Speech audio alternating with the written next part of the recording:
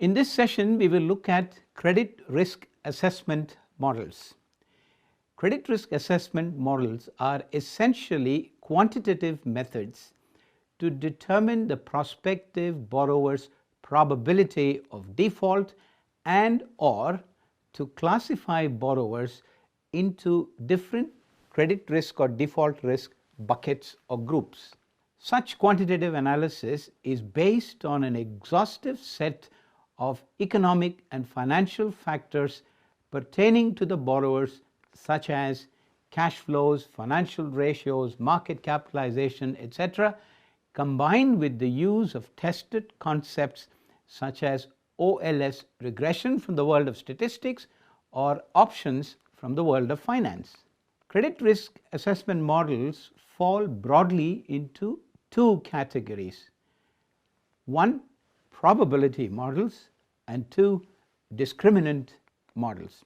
A probability model uses past data such as financial ratios to assess the probability of repayment by the borrower, and this is denoted by small p, and therefore the probability of default is 1 minus p. And this phrase, probability of repayment and probability of default, is something that you will keep hearing about in this and the subsequent session.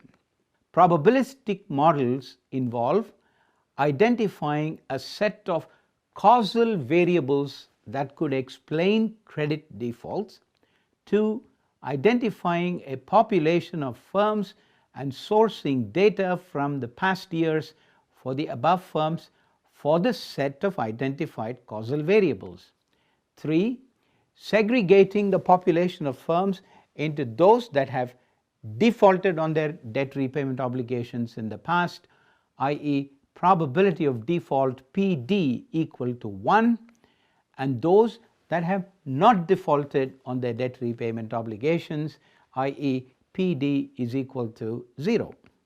Thereafter, estimating the model using linear regression of the form PDI is equal to sigma j equal to 1 to n beta j xij plus the error term.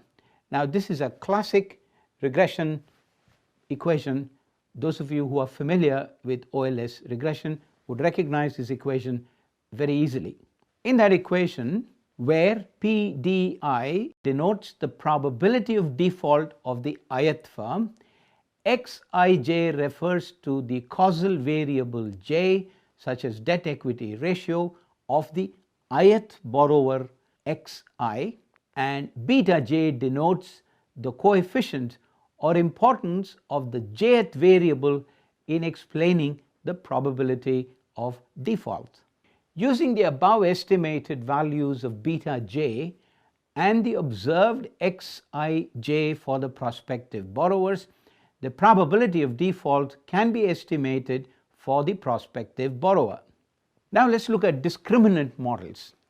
While probability models attempt to estimate the likely probability of default by prospective borrowers based on past data, discriminant models classify borrowers into two or more categories based on the causal variables Xij that we saw earlier. These models too use past data as inputs to determine repayment behavior and consequently default behavior. The most widely used discriminant model, developed by Professor E.I. Altman, popularly referred to as the Altman's z-score or the discriminant function, is z equal to 1.2 into x1 plus 1.4 into x2 plus 3.3 into x3 plus 0.6 into x4 plus 1 into x5, where x1 is equal to working capital upon total assets, x2 is the ratio of retained earnings to total assets, x3 is earnings before interest and tax to total assets, x4 is market value of equity divided by book value of long-term debt, and x5 is equal to sales to total assets. The weights or beta values associated with each of these variables x1 to x5 is arrived at using the OLS regression with data sourced for a large population of public listed companies, in this case from the United States. Thereafter, the actual values for x1 to x5 for the prospective borrower as obtained from his balance sheet and his profit and loss or income statement are substituted in the Altman's z-score equation to arrive at the z-score for that particular firm. According to the Altman z-score model, a firm with z-score of less than 1.8 will be classified as high default risk and greater than 2.99 as low default risk. Scores between 1.81 and 2.99 are classified as intermediate credit risk. Do bear in mind that the Altman z-score is only a quantitative indicator of risk and does not directly denote the probability of default of that particular borrower.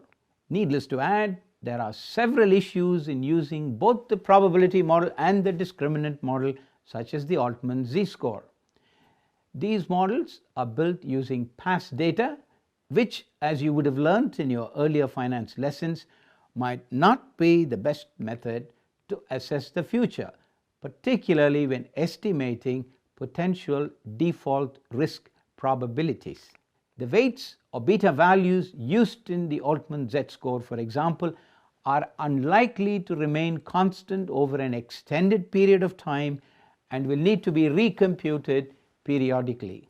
Furthermore, the models are built entirely using accounting ratios and do not include several variables that are hard to quantify, such as industry cycles, market conditions, ethical standards of the promoters, so on and so forth.